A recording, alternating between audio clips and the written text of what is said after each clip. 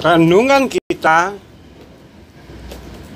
orang-orang fasik mengadakan permufakatan licik melawan Tuhan, melawan umat kepunyaan Tuhan. Mereka berkata, marilah kita lenyapkan mereka sebagai bangsa. Mazmur Asaf. Saudara-saudara lintas iman, saudara-saudara lintas agama, saudara-saudara sebangsa dan setanah air, saudara-saudara dalam kemanusiaan, dan semuanya yang saya kenal, saya kasihi, semua yang terarsip dalam hidup dan kehidupan saya sebagai sesama manusia, sesama dalam kemanusiaan.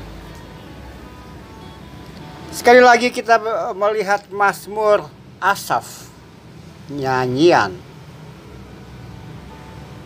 Bagian ini diberi judul oleh para penterjemah sebagai doa mohon pertolongan melawan musuh.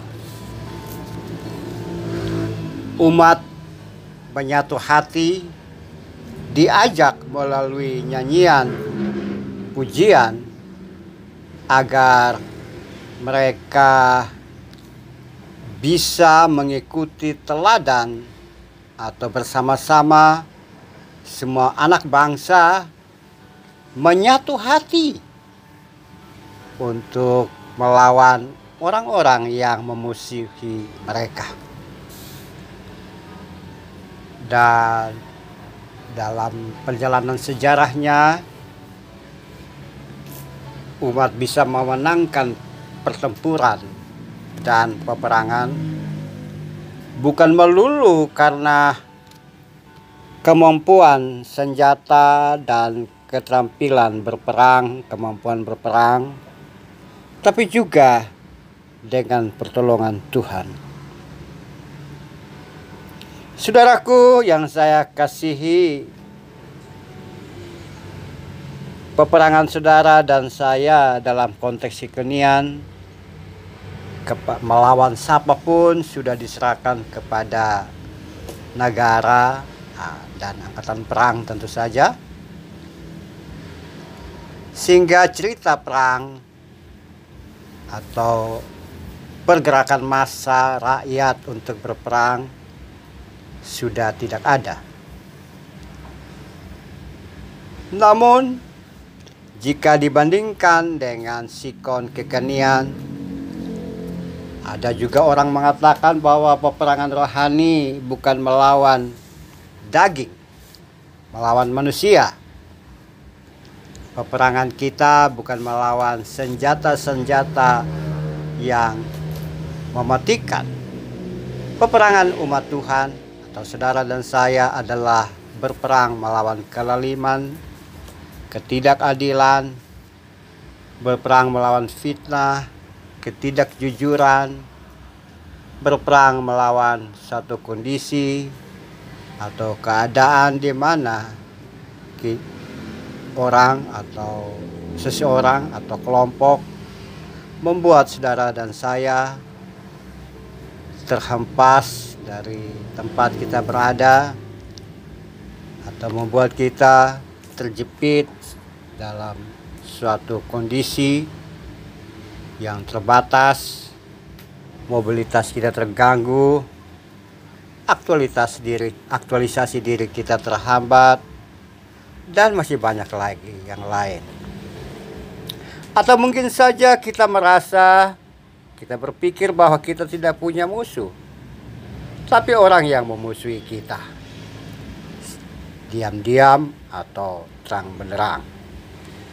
Nah, Mazmur memberikan satu teladan bahwa menghadapi semuanya itu bukan dengan kekerasan, tapi justru menyerahkan semuanya kepada Tuhan.